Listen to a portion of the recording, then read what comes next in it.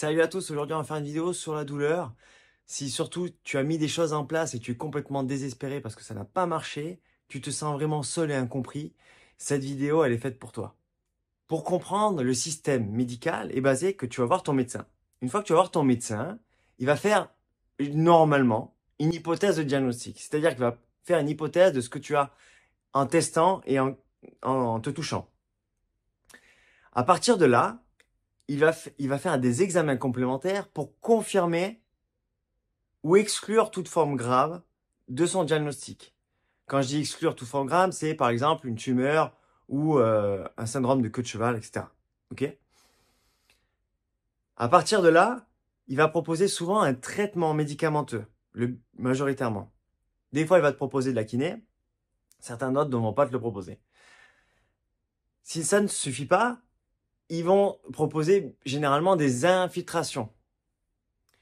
Sachant que les infiltrations d'anti-inflammatoires se répondent normalement aux douleurs de type inflammatoire. Une douleur, généralement, il y en a deux, ok? Deux grandes familles. Il y a la douleur de type mécanique, où je me lève, j'ai mal, je fais mes premiers mouvements parce que j'étais assis ou j'étais allongé, ça me gêne. Des fois, j'ai du mal à trouver ma position quand je suis assis ou allongé, j'ai bougé, je dois bouger, machin. Et des fois, quand je la trouve, je dois retrouver notre position. Ça, c'est une douleur qui est mécanique.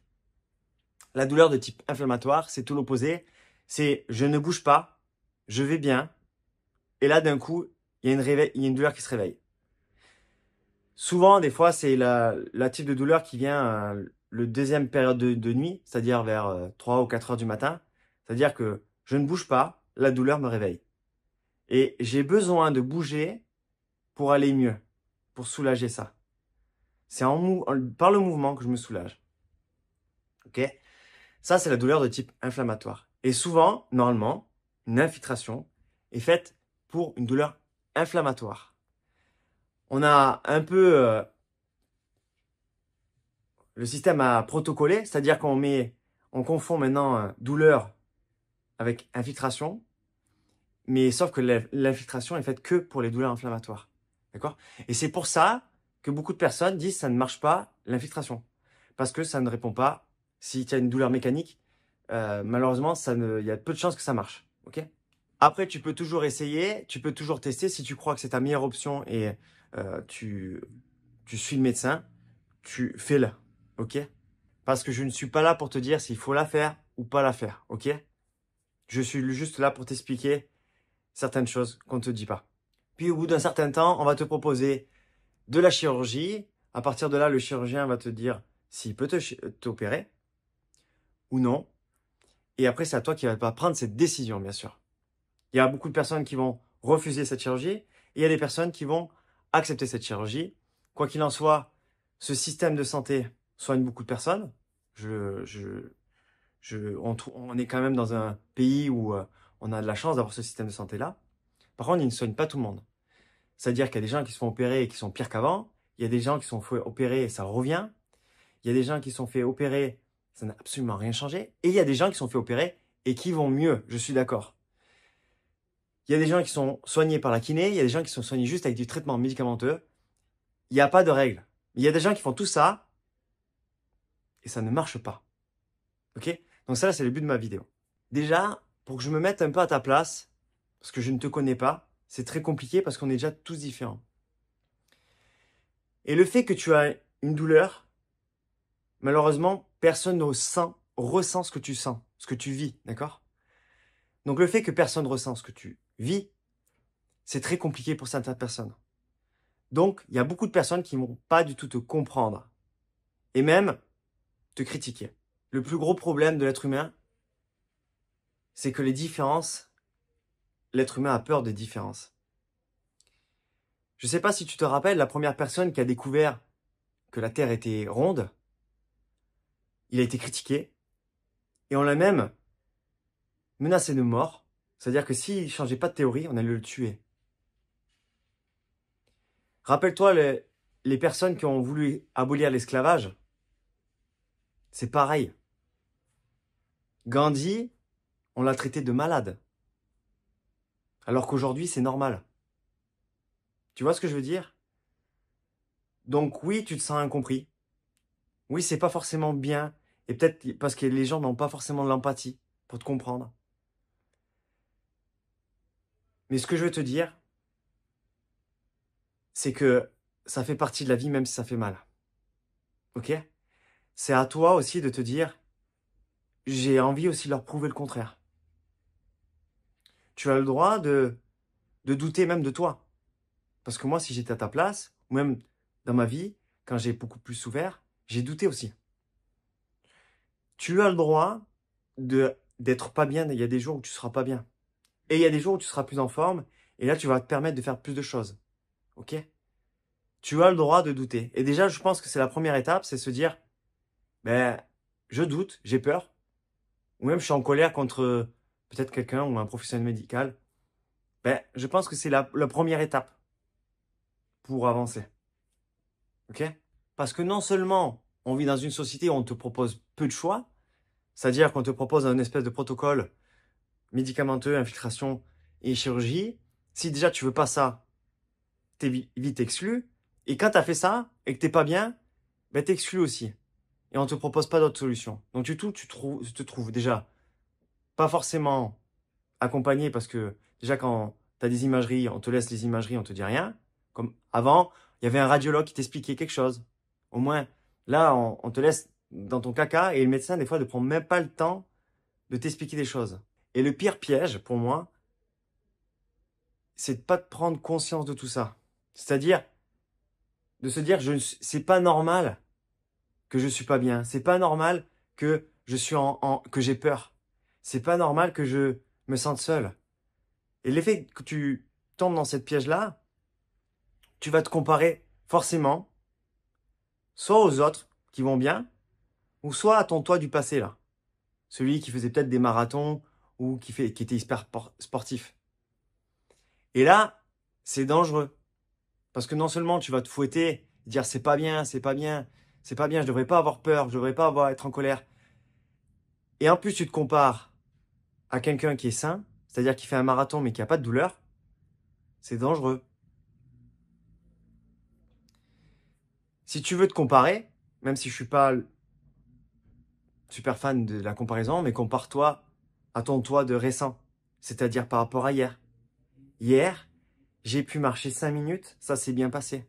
Est-ce qu'aujourd'hui, je peux faire 6 minutes? Hier, j'ai appelé un tel, ça m'a aidé. Je suis allé voir telle personne, ça m'a aidé. J'ai écouté de la musique, ça me fait du bien. J'ai médité, ça m'a fait du bien. Tu vois? C'est, je fais ça, je teste, ça marche pas. Je fais des choses en plus, je fais des choses un peu en moins, mais j'avance petit à petit. Des fois, je recule un peu, ça arrive, hein, mais je garde le cap. Ok? Maintenant, je vais te donner des petites astuces, d'accord? Tout ce que je vais te dire, ce n'est pas là pour t'appuyer quelque chose qui te fait mal, même si des fois, c'est mon rôle aussi. Parce que si personne te dit, si tout le monde te dit des trucs agréables et faciles, bah forcément, t'évolues pas non plus. Ok? C'est mon rôle aussi de te dire des choses où tu n'as pas l'habitude de faire. D'accord? Je vais te dire tout ce comme, là, tout ce que j'ai écrit là, c'est que je me suis mis dans ta peau. Je vais te proposer tout ce que j'aurais fait si j'étais à ta place, ou en tout cas, ce que j'aurais aimé qu'on me dise quand j'étais pas bien. Ok? La première étape, c'est de se focaliser vers là où tu veux aller. Le but, qu'est-ce qui est vraiment important pour toi, d'accord? Parce que si tu montes dans un bateau et t'as le skipper, il te dit on va où? Et toi tu fais, bah forcément là tu vas laisser l'aléatoire. Tu vas laisser le skipper décider à ta place. Donc des fois, tu peux tomber sur un truc qui est fantastique et merveilleux et du coup t'es content. Mais des fois, ça va t'amener des endroits où tu ne voulais pas du tout et tu vas être très déçu, d'accord? Donc à toi de te poser la question, qu'est-ce qui est vraiment important pour moi? Qu'est-ce qui m'anime? Qu'est-ce qui me stimule? Et surtout, pourquoi? D'accord?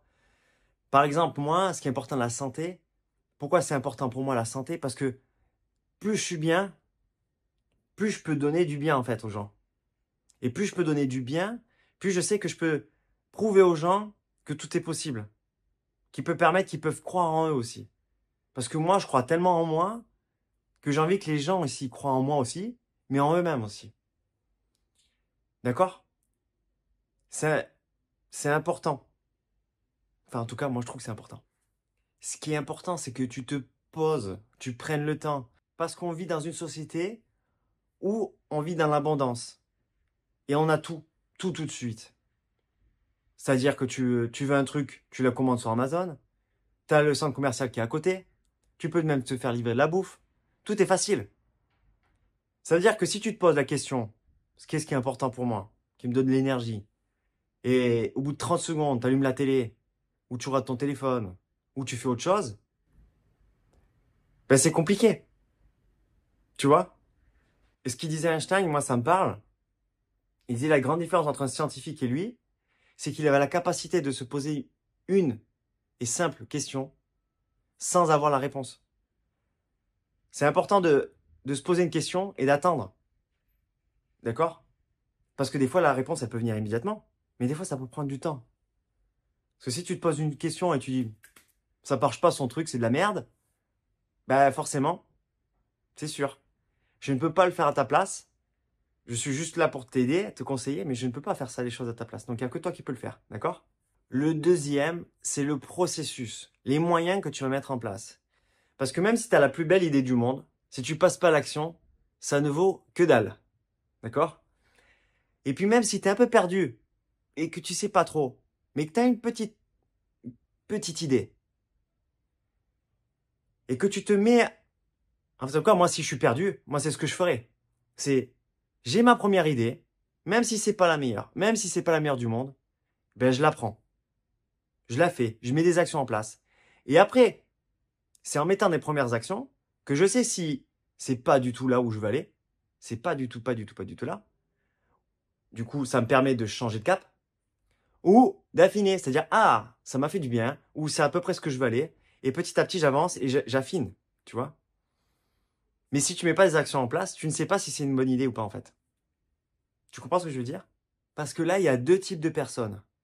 Il y a celui qui va se focaliser sur le processus, la manière de faire, et celui qui va se focaliser sur les résultats. Exemple, il y en a un qui va se focaliser sur les résultats, ça va être l'entraîneur. L'entraîneur qui va se focaliser uniquement sur les résultats de l'équipe. D'accord? Qui va se focaliser sur le résultat du championnat. Et il y en a un qui va s'occuper, au lieu de s'occuper du résultat, parce que ça, on peut pas forcément le contrôler, parce qu'il y a plein de choses qui rentrent en jeu. Ben, il y a forcément, dans un match, il y a aussi de la chance, il y a aussi des intempéries, il y a l'arbitre qui peut voir un truc qu'il n'a pas vu. Ça, il y a trop de variables qui rentrent en jeu. Par contre, ce que tu peux maîtriser, c'est les actions. C'est-à-dire s'entraîner peut-être plus que les autres, différemment des autres, manger peut-être mieux, avoir un meilleur confort dans son équipe, faire un meilleur recrutement, peut-être moins important mais plus sélectif, peut-être avoir des meilleures formations, un meilleur staff, etc. Ça, on a beaucoup plus de contrôle sur ça. D'ailleurs, un des pionniers qu'on a au début critiqué, c'était Teddy Riner. Teddy Riner, je ne sais pas si tu connais qui c'est notre champion du monde de judo français. Qu'est-ce qu'il a fait et qu'on l'a critiqué au début, maintenant qu'on ne le critique plus du tout? Eh bien, en fait, au début, il s'entraînait dans le judo, mais il avait aussi un coach qui se préparait physiquement. Il avait aussi un coach mental, un psychologue. Il a amélioré son alimentation. En fait, il a amélioré tous les angles possibles, petit à petit, pour être de mieux en mieux. En fait, au début, ça s'appelle l'effet cumulé, en fait. Quand tu t'améliores un peu de 1% chaque fois, au début, ça fait une courbe toute plate, toute pourrie. Tu as l'impression que tu n'as pas de résultat. Mais en fait, plus tu vas continuer, et tu vas faire 1%, encore un peu plus, encore un peu mieux, encore un peu mieux. À un moment donné, ta courbe, elle va monter d'un coup. Ça va être exponentiel. Et les gens, ils disent, oh là là, mais il a un niveau de malade et tout, comment il a fait, machin. Et les gens, du coup, ils vont se focaliser sur quoi? Ah, mais c'est grâce au dernier entraînement, c'est grâce à ça, c'est grâce à ci. Mais non, c'est pas du tout ça. C'est tout ce qu'il a fait avant, en fait. Toutes les galères qu'il a rencontrées, les sacrifices. C'est ça. Si tu que ça soit quelqu'un qui a réussi dans la santé, dans la finance, dans le couple, dans la famille, quel que soit, s'il a vraiment excellé, c'est pas le dernier truc qu'il a fait. C'est pas le dernier bouton qu'il a appuyé en bourse et qu'il a fait gagner. C'est toutes les merdes qu'il a ratées. Toutes les réussites aussi qu'il a réussi avant. Tu vois ce que je veux dire? Une autre histoire intéressante, c'est Dave Brailsford. C'était l'entraîneur de cyclisme qui a repris l'équipe en 2003, britannique. L'équipe britannique n'avait quasiment pas gagné de médaille olympique. D'accord? Donc il a repris l'équipe, qui était un gros challenge. Et en fait, l'idée lui est venue de se focaliser uniquement sur tout ce qui pouvait nous faire penser au vélo. Il a tout décomposé en fait. Tout les décomposé, tous les paramètres. Meilleur équipement, meilleure formation, meilleur entraînement, meilleure hygiène de vie, meilleure alimentation, meilleur coach mental, meilleur psychologue. Il a fait en sorte de progresser dans tous les paramètres, un petit peu, à chaque fois, tous les jours, pour que l'équipe s'améliore de jour en jour. D'accord? Ça a été un des pionniers dans ce 1% en fait.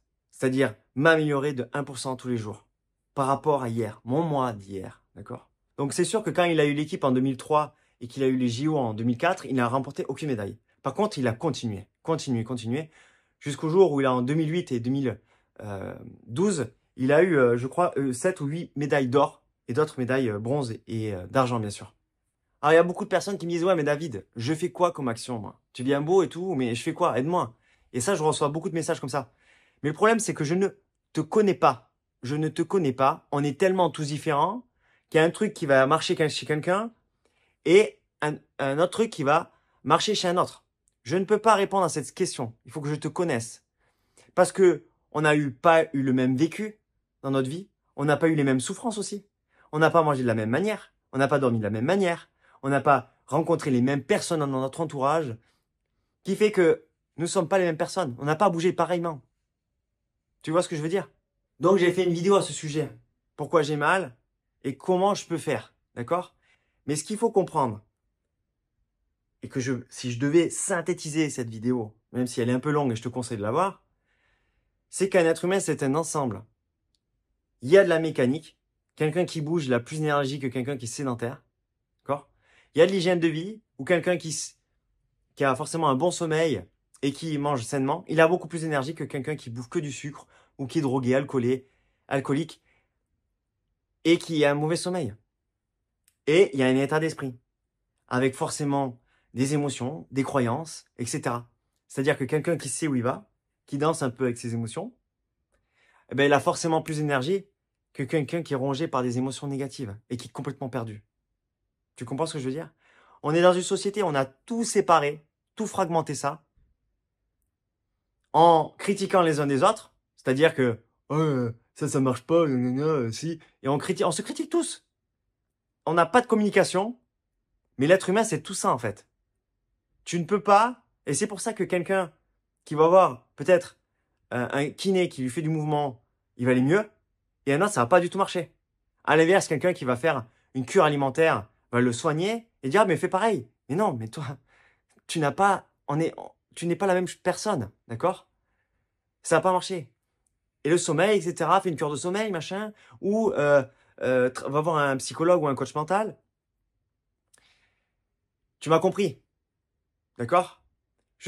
Au lieu de te dire fais ci, fais ça, ou pourquoi j'ai mal, pourquoi j'ai ci, fais l'inverse.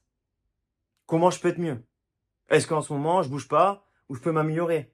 Et chaque jour je peux me faire un peu plus en mouvement. Est-ce qu'en ce moment je bouffe trop de sucre, je peux le réduire? Est-ce que je couche super tard, je peux lire un bouquin avant de dormir au lieu de regarder sur mon téléphone? Est-ce que j'ai telle ou telle contrariété, je peux travailler dessus, etc., etc. Pour t'imaginer quelque chose, j'aime bien cet exemple. Si tu l'as déjà entendu, réécoute-le, c'est pas grave, ça fait toujours du bien. Moi, j'adore la randonnée. Et des fois, quand tu te focalises sur oh là là, cette montagne, elle est tellement haute, oh là là, j'ai je sais pas combien de kilomètres de dénivelé et tout, 1000 mètres de dénivelé, c'est énorme, je sais pas comment je vais faire et tout. Donc là, c'est ta situation. Au lieu de te focaliser sur ça et que là, tu fais naître quoi? Un sentiment d'impuissance. Parce que tu te focalises sur un truc qui est énorme. En plus de ça, t'as pas beaucoup de résultats ou très peu, ou même t'as pas le résultat que tu désires. Et là, ça, ton impuissance, ton sentiment d'impuissance, il monte en flèche. C'est se poser juste cette simple question. Est-ce que aujourd'hui, je peux me focaliser sur ce petit virage, cette petite montée, cette petite galère, puis cette descente, ça va mieux, puis l'autre virage, puis ainsi de suite. Parce que ça, la vie, c'est ça. Hein. T'as pas une montée simple à la montagne qui est droite même, où tu peux ne pas monter et tu es à ta montagne. Non, ça n'existe pas. Je suis désolé, peut-être que tu as galéré plus que les autres, peut-être, peut-être. Mais ce qui fait que tu seras en haut de la montagne et que tu auras réussi, c'est pas le dernier truc que tu as fait. C'est toutes les petites virages, montées, les descentes, les galères, les réussites qui ont fait que tu réussiras. D'accord? J'aimerais te dire, vas-y, fais ça, je te donne la clé, c'est ce traitement universel, fais-le. Mais ça n'existe pas. C'est un fantasme.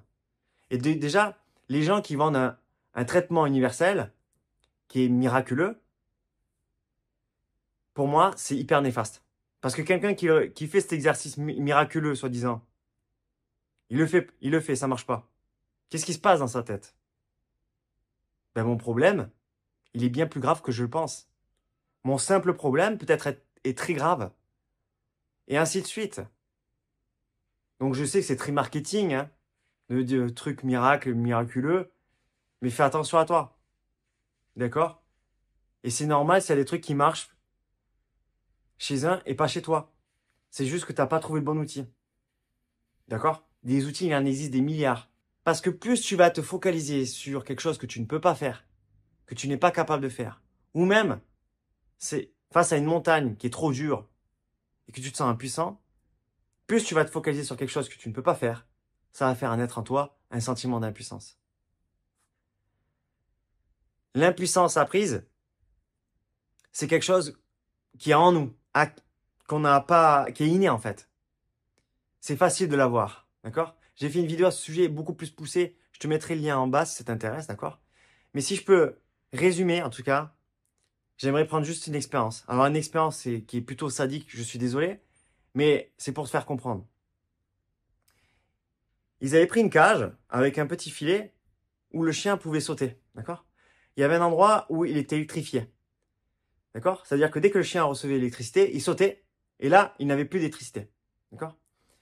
Le deuxième groupe, on leur a mis la même chose, sauf que les deux endroits étaient électrifiés, d'accord? C'est-à-dire que le chien avait beau sauter, quoi qu'il arrive, il a toujours d'électricité.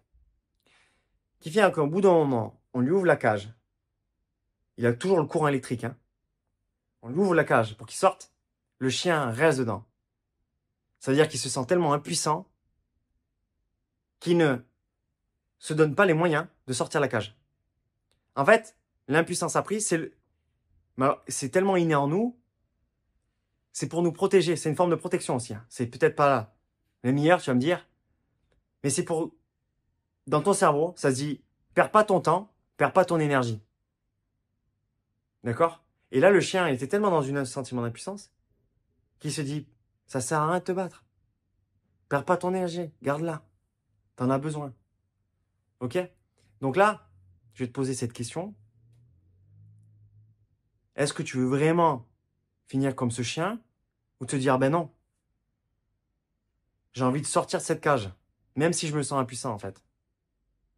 Tu vois ce que je veux dire? Ce qu'il faut te dire et ce qui est super important, c'est que notre cerveau, il n'est pas fait pour qu'on soit heureux, et riche, etc. Il est fait pour qu'on survive. Et là, j'aimerais juste te poser cette simple question, et c'est à toi de te la poser. Quel petit pas je peux faire aujourd'hui, et quoi qu'il arrive, je serai fier de moi à la fin de la journée? C'est quoi la petite action que je peux faire en plus, de différemment, pour avancer vers là où je veux aller? D'accord? Ce qui est important pour moi.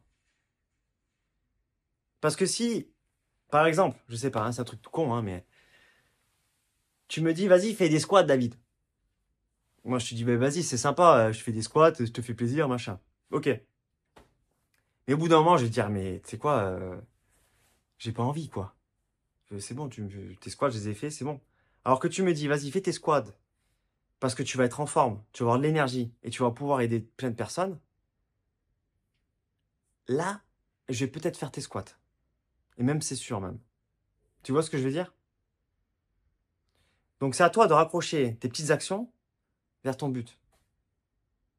J'espère que ça te parle, hein. Et surtout, n'hésite pas à mettre la vidéo sur pause et tu te poses ce genre de questions, ok?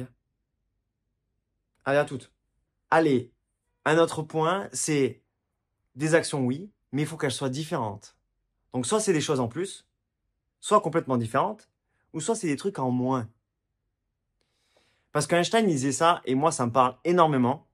C'est la folie, c'est de faire les mêmes choses et d'espérer un résultat différent. Ça veut dire que si tu fais le même exercice, si tu vois le même kiné, si tu vois le même psy depuis 20 ans, et que tu te demandes, même, je parle à des gens comme ça, hein, ils me disent, ouais, mais ça fait 20 ans que je suis mon psy. Et je dis, pourquoi vous allez le voir? Ah ben parce que ça me fait du bien. Mais le but, c'est que ça vous fasse du bien ou que vous allez mieux, en fait. Parce que peut-être qu'il vous a apporté quelque chose, et tant mieux. En fait, c'est soit je continue à le voir, et j'espère que ça change, soit je fais autre chose. Ça veut dire que je prends ce temps pour faire autre chose. Et ça peut être aussi, je prends du temps sur des choses que des fois je me suis engagé. Parce que des fois on s'engage sur des choses qui sont pas importantes pour nous. Et on se dit, ouais, mais j'ai pas envie de le lâcher, machin, je me suis engagé, tout ça. Tu as raison. Mais est-ce que tu lui en as parlé, que tu as peut-être besoin de prendre du temps pour toi? Souvent on me dit non. Ben fais-le. Ça se trouve, tu le mec qui va te dire, ou la personne, elle va te dire, ben, t'as raison, prends du temps pour toi. Mais t'inquiète, je vais trouver quelqu'un d'autre. Et puis,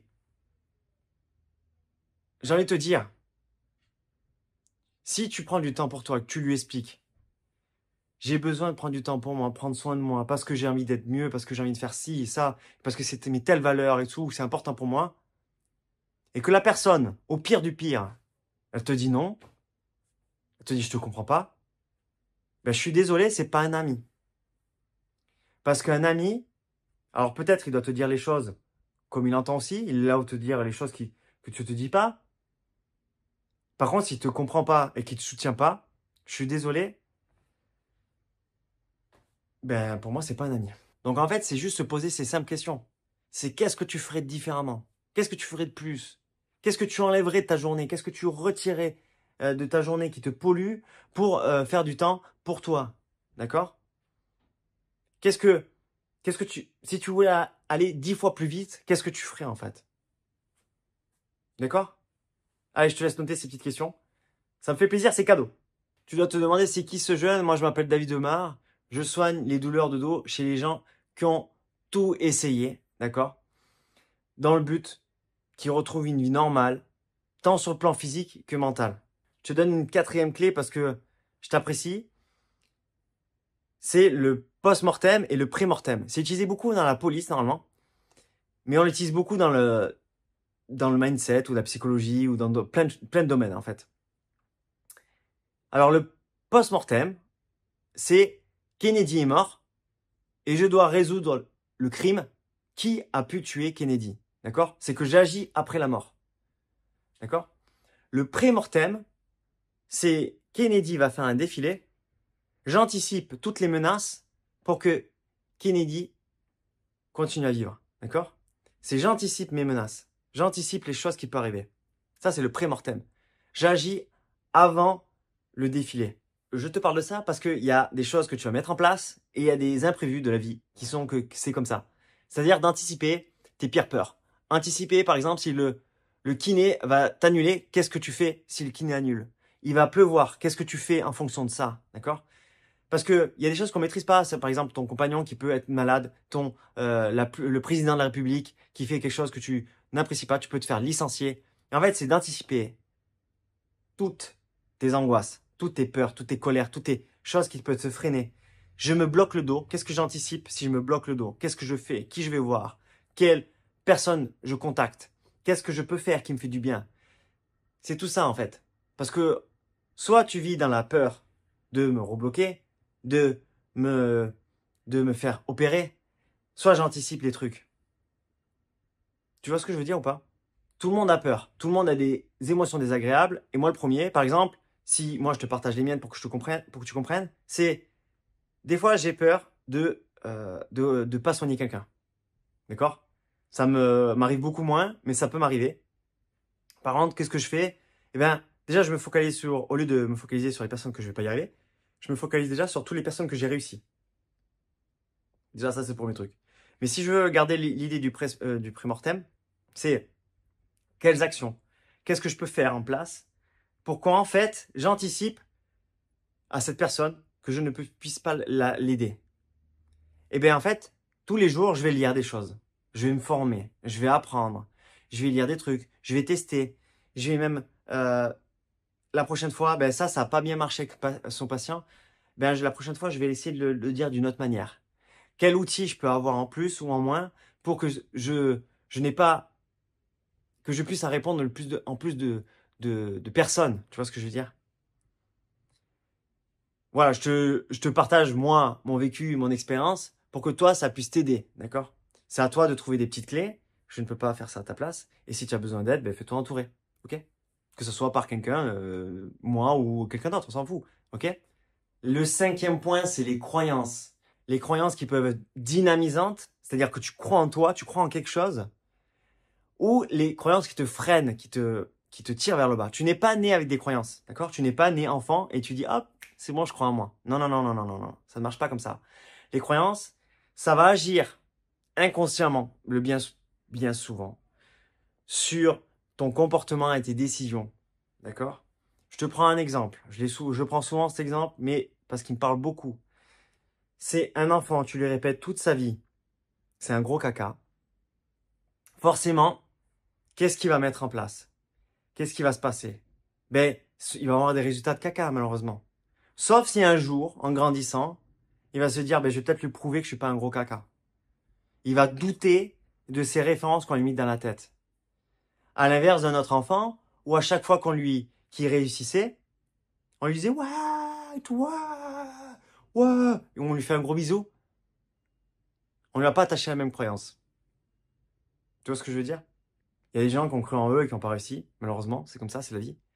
Par contre, 100% des gens, ça je suis sûr à 100%, les personnes qui ont réussi, elles ont cru en elles. Parce que si tu ne crois pas en toi, c'est mort. Ce n'est pas possible. Si je prends deux personnes, il y en a un qui croit qu'il va gagner de l'argent, qui va soulever de l'argent pour aider plus de personnes dans son entreprise, et un autre qui ne croit pas du tout, un autre salarié, qui va avoir le plus de résultats? Forcément le premier. C'est pareil quand quelqu'un est en phase terminale. Il y en a un qui va croire qu'il va vivre. Il y en a un qui croit qu'il va... Forcément, quand il croit, il va mettre des actions en place. Il va prendre des décisions différentes. À l'inverse, quelqu'un qui dit « je suis condamné, je suis mort ». Alors attention, je ne peux pas te dire que 100% des gens qui ont cru ont survécu. Mais par contre, les gens qui ont survécu, c'est sûr qu'ils ont cru. C'est obligé. 100%. Et là, je me mets à main à couper. Hein. Tu comprends ce que je veux dire? La sixième clé, ça sera la dernière, c'est l'outil qui s'appelle la dopamine. La dopamine, c'est une substance qui nous permet d'apprendre, de croître, de progresser, d'évoluer. D'accord? On l'a souvent associé à l'hormone du plaisir, mais c'est bien plus que ça. C'est grâce à cette dopamine que tu apprends quelque chose, en fait. Par exemple, quand tu as un enfant, que la première fois qu'il se lève, qui marche ou même qui fait deux pas, et toute la famille fait « Oh, oh, il a marché, il a marché, oh, vas-y, on recommence, on recommence ». Qu'est-ce qu'il fait le gamin? J'ai fait un truc par hasard, on m'a dit c'était génial, ben je le refais. Oh, oh, on lui fait des bisous, on lui fait des câlins, tout ça. Parce que là, il a une espèce de pic de dopamine parce que pendant longtemps, il a galéré à faire ce truc. Et là, il a réussi. Là, il va avoir un pic de l'espace. Si on vient un peu plus à nos ancêtres, qui chassaient par exemple, et qui pouvaient même prendre une journée ou même plusieurs jours pour chasser quelque chose, parce que ils chassaient beaucoup plus sur l'endurance, ils épuisaient les bêtes pour les tuer. Et ben en fait, ce pic de dopamine, il va être beaucoup plus important. Tu vas voir, il va être très important parce qu'il va te permettre de rechasser une autre bête pendant 2-3 jours. D'accord? Et le problème qu'on a dans notre société, c'est qu'on a de la dopamine, mais de la mauvaise. C'est-à-dire, quand tu prends ton téléphone et que tu scrolles, ça, c'est de la dopamine. Mais c'est pas la même dopamine que pendant que tu as cherché pendant un truc ou tu as galéré et que tu es puré de fier de toi. Là, c'est pas la même dopamine. Tu comprends ce que je veux dire? Et en plus, ils sont très forts. Monsieur Téléphone ou Monsieur Télé. Surtout Monsieur Téléphone. Parce que déjà, les logos, ils sont faits pour que ça dérange qu'en les regardant, ça te sécrète de la dopamine. Ils sont très forts. Hein. Et quand tu vas scroller, ben, y a des trucs qui vont pas te plaire. Donc du coup, quand ça te plaît pas, tu es en train de chercher. Et plus tu cherches quelque chose qui t'intéresse, paf, tu as ton pic de dopamine. Ce qui fait que c'est pour ça que c'est addictif, les réseaux sociaux. Tu comprends? Je suis pas là pour te dire c'est bien fait des réseaux. Je suis juste là pour te dire que si tu comprends conscience de ça et que ce temps, tu le mets à contribution pour toi, c'est déjà super. Et en plus de ça, tu comprends que dès que tu réussis un micro truc, des petites actions que tu mets en place, que tu les célèbres, ben ça va faire naître en toi de la dopamine. Et quand tu as de la dopamine, tu as forcément envie de le refaire. Ok?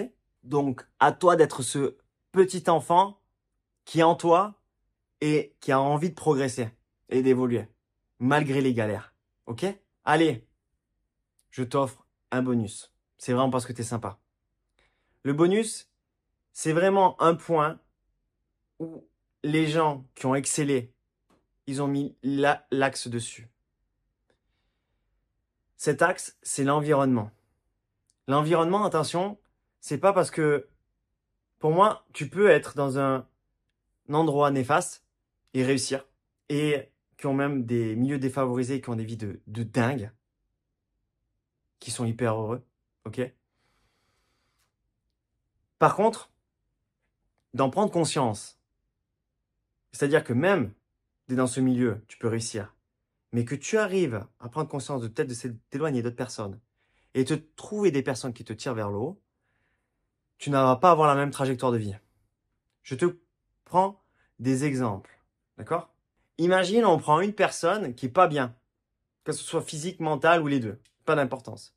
Je le mets entouré de 100 personnes qui sont super bien, qui excellent là où ils sont. Est-ce qu'il n'y a pas de fortes chances qu'il aille mieux? Il y a de fortes chances. À l'inverse, quelqu'un qui est super bien, je le mets avec 100 personnes qui sont complètement déprimées, qui sont pas bien physiquement, mentalement, tout ce que tu veux. Est-ce qu'il y a de fortes chances qu'il soit pas bien? Il y a de fortes chances. C'est pas obligatoire, mais il y a de fortes chances, surtout dans le temps. Un autre exemple, on l'a dans l'anatomie, c'est les cellules cancéreuses. Par exemple, quand tu prends une cellule cancéreuse et que tu la mets dans un endroit de cellules saines, la cellule cancéreuse va devenir saine. Et à l'inverse, quand tu prends une cellule saine dans un milieu cancéreux, la cellule qui est saine va devenir cancéreuse.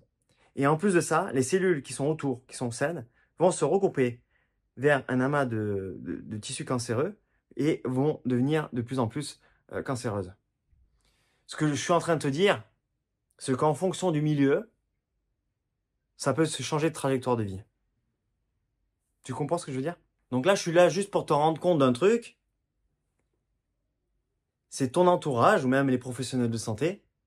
Quand tu as quelqu'un qui te dit « Pourquoi tu fais ça? Ça sert à rien. Fais-toi opérer. Mais ça sert à rien. T'es foutu. » Et puis tu as le médecin qui dit « Vous avez une hernie. Quoi qu'il arrive, vous aurez mal toute votre vie.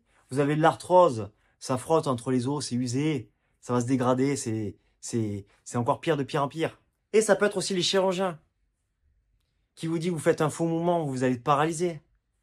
Ou un autre qui te dit ah ben il y a de fortes chances que ça revienne plus tard. Ou si vous ne faites pas opérer, si vous avez peut-être une chute ou vous tombez, vous avez entre 10 et 15% que vous finissez paralysé ou que ça s'aggrave. Mais qu'est-ce qu'il en sait? Mais qu'est-ce qu'il en sait? Comment il peut savoir un truc pareil? Alors c'est quoi ces chiffres-là de 10 à 15%? Malheureusement, je n'ai pas la chance de l'avoir. Mais sur quoi il se base? Parce que moi, je pense pas qu'il y a une étude qui dit, il y a 15% les gens qui font des chutes, eh ben, ils vont avoir des cas qui s'aggravent. Mais t'en sais rien. Si tu vois l'avenir, tire les cartes. Je suis désolé de m'énerver, mais moi, ça me rend fou. Pourquoi? Pourquoi ça me rend fou? Parce que qu'est-ce qui se passe dans la tête du patient? Eh bien, je vais te le dire. Eh bien, si j'ai de l'arthrose, si j'ai une hernie, je vais devoir me faire opérer pour aller mieux. J'ai vu même des gens se faire opérer alors qu'elle est super bien. Au cas où qu'il se passe un truc. Je suis désolé, mais là, c'est... Moi, si... je n'ai pas les mots. Je n'ai pas les mots. Ce qui est important, ce que tu comprennes, c'est que l'hernie, la protusion, la discopathie, l'arthrose, le rétrécissement foraminal, les rétrécissements canalaires, etc. Je ne vais pas tous les nommer, mais je pense que j'ai presque fait le tour. Ça, c'est des remaniements vertébraux, d'accord? Ces remaniements vertébraux ne sont pas le responsable de tes douleurs. J'ai fait une vidéo à ce sujet, je te mettrai le lien si ça t'intéresse, d'accord? Mais ce qu'il faut comprendre, c'est qu'avant, on faisait des imageries, des IRM sur des individus qui souffraient. Et du coup, on voyait ces remaniements vertébraux. Et on a dit, ben, du coup, c'est le responsable des douleurs. C'est à cause de ces hernies. C'est à cause de ces arthroses. Sauf qu'en 2014-2015, on a fait des imageries sur des gens qui étaient parfaitement sains. Et qu'est-ce qu'on en a conclu? Qu'est-ce qu'on a retrouvé? Eh bien, les mêmes choses. En proportion peut-être un peu plus réduite. Mais ils avaient aussi des hernies. Ils avaient aussi de l'arthrose. Ils avaient aussi des protusions, etc. D'accord? Donc, ce n'est pas les responsables des douleurs. Ça peut être un facteur de risque. Un facteur de risque, c'est quoi? C'est comme quand... est-ce que les gens qui fument ont tous des cancers? Non, bien sûr que non. Par exemple, les maux de tête, les facteurs de risque, c'est le stress et le sucre. Est-ce que tous les gens qui ont du sucre ont des maux de tête? Est-ce que tous les gens stressés ont des maux de tête? Bien sûr que non. Est-ce qu'une hernie peut être responsable parce que tu vas te blesser? Peut-être, j'en sais rien. C'est un facteur de risque. Tu comprends ce que je veux dire? C'est comme une maison. Il y a une maison qui va être hyper sécurisée et une autre où il n'y a pas du tout de sécurité. D'accord? Même les verrous qui sont ouverts. Est-ce que c'est plus cette maison qui va se faire cambrioler? Ben, pas forcément. Tu comprends ce que je veux dire? Par contre, on met dans nos têtes que c'est le responsable. Et du coup, tu te dis, ben si j'ai ça, je suis foutu. Je vais te faire me voir opérer. Sauf qu'il y a des gens qui vont mieux. Je suis content grâce à l'opération. Il y a des gens qui c'est pire. Il y a des gens, c'est pareil. J'en ai soigné qui, après des chirurgies, c'est pareil. Et ce qui est important, attention, c'est que moi, j'adore la chirurgie. Je ne dis pas, je suis pas là pour te dire, fais-toi opérer, te fais pas opérer. Je suis juste là pour te donner des informations que t'as pas forcément, ou qu'on te dit pas forcément. D'accord? J'ai fait même une vidéo sur la chirurgie, si je te dis tout ce que je pense, avec les pour, les contre. Mais on sauve énormément de vies, je suis d'accord. Quand quelqu'un fait un infarctus, qu'on arrive à le sauver, c'est super. Par contre, je trouve qu'on opère énormément de personnes. Et des fois, il y a des personnes qui n'en ont pas forcément besoin. Tu comprends ce que je veux dire? Après, si tu crois que c'est la meilleure option et que tu as envie de le faire, mais fais-le, fais-le, fais-le. N'écoute pas Pierre-Paul Jacques. Par contre, si tu te dis, t'as pas envie et que tu as envie de faire des choses, ben c'est ton option aussi. Parce que c'est ton corps, c'est ton choix. C'est pas celui du chirurgien. Tu comprends? Et garde en tête un truc, parce qu'il y a des gens qui me disent, ouais, mais l'arthrose, l'arthrose, l'arthrose. 14 à 34% des prothèses totales, c'est-à-dire que tu n'as plus d'articulation, tu n'as plus de cartilage, tu n'as plus d'arthrose du coup, et bien ils ont des douleurs chroniques. Donc je suis désolé, non, la douleur, enfin oui plutôt la douleur, c'est bien plus complexe que ça. C'est bien plus complexe qu'une simple hernie ou de l'arthrose. Donc oui, tu peux te blesser. Oui, tu peux te blesser, te faire mal, et ça, tu as la douleur, d'accord? Ça arrive à tout le monde. Par contre, quand c'est chronique, c'est bien plus complexe. Je t'ai mis le lien de la vidéo, pourquoi j'ai mal, hein, je te le mettrai en bas. Ça marche? et j'en reviens un peu à mes moutons, mais je vais te donner une étude. Il y avait une étude en fait, on avait mis des gens qui étaient en connivence, d'accord? Un certain nombre de groupes, d'accord? Et une seule personne qu'on examinait, d'accord? On leur posait des questions, d'accord? Dans un premier groupe, le premier groupe faisait exprès de répondre, enfin, avait les réponses, et du coup, il répondait tout en juste, d'accord? Vous savez que, à la fin de chaque réponse, la personne voyait les réponses des autres et pouvait changer sa réponse. Je te garantis que les personnes, bien sûr, qui avaient le doute ou qui avaient faux, changeaient leur réponse. Ok? Et dans le deuxième groupe, on a fait l'inverse. C'est-à-dire que les gens qui étaient en connivence connaissaient les réponses et faisaient toujours semblant de donner à côté à la réponse. C'est-à-dire que tous ensemble, ils choisissaient la même réponse, mais qui était fausse. Et je te garantis, c'est pas 100%, mais je ne me rappelle plus le chiffre exact. Hein. Si quelqu'un connaît l'étude, c'était presque 90% dans ces eaux-là, que les gens, même quand ils avaient juste, hein, ils changeaient leur réponse. Donc en fait, malheureusement, c'est l'être humain, on est comme ça, on est influencé par les autres. On est influencé par les choix des autres. Ça veut dire que même si tu n'as pas envie de faire quelque chose, ou même si tu as envie de faire quelque chose, et que les gens te critiquent, te disent non, non, non, non, non, non, non, non, quand tu as un effet de masse comme ça, le doute est énorme et tu peux changer de direction. Donc, soit tant mieux, parce que ça t'amène vers une bonne trajectoire de vie, soit au contraire, c'est pas forcément là où tu veux aller et des fois c'est néfaste. D'accord? Ça, que d'en prendre conscience, c'est pas la même chose. Tu as le droit de dire non aux autres. Tu as le droit de dire oui aux autres. D'accord? C'est ta vie, c'est ton corps, c'est tes choix. Ok? Donc moi, ce que je te conseille, c'est un truc simple dans l'environnement, c'est de t'éloigner malheureusement des personnes qui te tirent vers le bas. Juste en leur disant que, écoute, je vais peut-être prendre du temps un peu pour moi, on se fera peut-être un peu plus tard ou quoi, et parce que j'ai besoin de faire ci, ça et ça, etc. Pas forcément lui dire, écoute, t'es trop polluant, machin, t'as pas besoin de lui dire ça. Si la personne te dit, non, il comprend pas, pourquoi je comprends pas, pourquoi tu viens en rendez-vous, pourquoi tu viens plus nous voir, ou tu nous critiques, est-ce que c'est vraiment un ami? C'est à toi de te poser la question, là. D'accord? Moi, j'ai fait le tri de certaines personnes et je suis bien mieux comme ça. J'ai beaucoup moins d'amis et je suis très heureux comme ça. Voilà. Après, c'est à toi de faire tes choix de vie, comme on dit. Je suis juste là pour te dire, mettre le doigt dessus, t'indiquer les choses et c'est à toi de prendre les décisions et les actions. Ok? Le dernier micro-point de l'environnement, c'est s'entourer des gens qui ont réussi. S'entourer peut-être d'un mentor, quelqu'un qui a réussi là où tu veux aller. Le but, c'est que tu t'entoures des bonnes personnes, des gens qui te tirent vers le haut, et pas les gens qui te polluent en fait.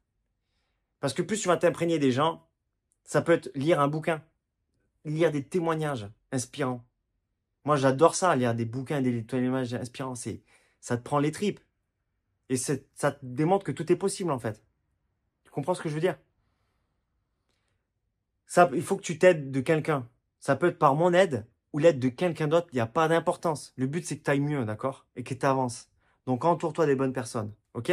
J'espère que cette vidéo t'a plu. J'ai mis énormément de valeur dedans. Ça m'a fait plaisir de te partager tout ce que j'avais à te dire. J'espère que tu as pris des notes, que tu as vu cette vidéo. Peut-être que tu vas la revoir. Même passer à l'action, ça ferait tellement plaisir si tu mets en commentaire. Ouais, j'ai réussi à faire ça. Ça m'a fait tel déclic. Ça me remplirait énormément d'énergie en tout cas. Juste pense à mettre un pouce bleu. C'est prendre 10 millièmes de seconde, d'accord? Ça permet non seulement de valoriser mon travail parce que ça prend énormément de temps, mais aussi ça permet de toucher plus de personnes, ok? Des personnes qui ont besoin aussi de ce genre de vidéos. Tu comprends? Je te souhaite de passer une belle journée. On se retrouve sur les réseaux sociaux pour les autres personnes. Je te laisse 2 vidéos. Il y a la vidéo de tout ce qui est les chirurgies, tout ce que je pense, et les croyances. Je te laisserai les regarder si ça te fait plaisir. Passe une excellente belle journée et surtout, ciao!